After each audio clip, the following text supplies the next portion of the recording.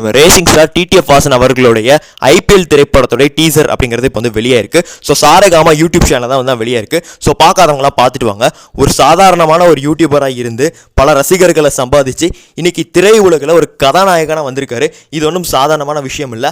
அதே மணிக்கு இந்த ஒரு திரைப்படத்துக்காக கிட்டத்தட்ட 5 வருடங்களுக்கு மேலே பல போராட்டங்களை டிடிஎஃப் வாசன் அவர்கள் வந்து சந்திச்சுக்கிட்டு இருக்காரு. ஸோ அதுக்கப்புறமாக தான் இந்த ஒரு திரைப்படத்தை வந்து தான் இயக்கி முடிச்சிருக்காங்க. ஸோ இப்போ வந்து டீசர் வந்து வெளியே இருக்கு. ஸோ படத்தோட டீசரும் அவரோட ரியல் லைஃபோட ஸ்டோரியை தான் வந்து பின்னா சொல்லியிருக்காங்கிற மாதிரி வந்து பின்னா எனக்கு பார்க்கும்போது தெரிகிறது.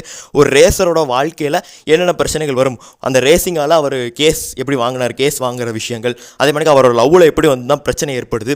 ஸோ இந்த மாதிரிக்கு அந்த ஒரு கதை வந்து பின்னா கட்டமைக்கப்பட்டிருக்குது. உண்மையிலே நல்லா தான் இருக்கும் அப்படிங்கிற மாதிரி நான் வந்து நினைக்கிறேன். ஸோ இந்த ஒரு திரைப்படத்தை நான் ஏன் இப்போ வந்து எடுத்து ரிவ்யூ பண்ணுறேன் அப்படின்னா, ஒரு யூடியூபராக இருந்தவர் இப்போ இவ்வளோ பெரிய ஆளாக இருக்காரு. ஸோ எங்களில் ஒருத்தர் தான் அவர். ஸோ எங்களோட ஒரு ஃபேமிலி மேட் மணிக்கு தான்.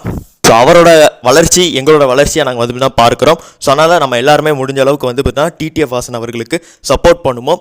ஸோ அந்த ஒரு டீசரை நீங்கள் பார்த்துருந்தீங்கன்னா உங்களோட கருத்துக்கள் எப்படிங்கிறத கமெண்ட்ஸில் பதிவு பண்ணுங்கள். பார்த்து தெரிஞ்சுக்கிறேன். நன்றி, வணக்கம்.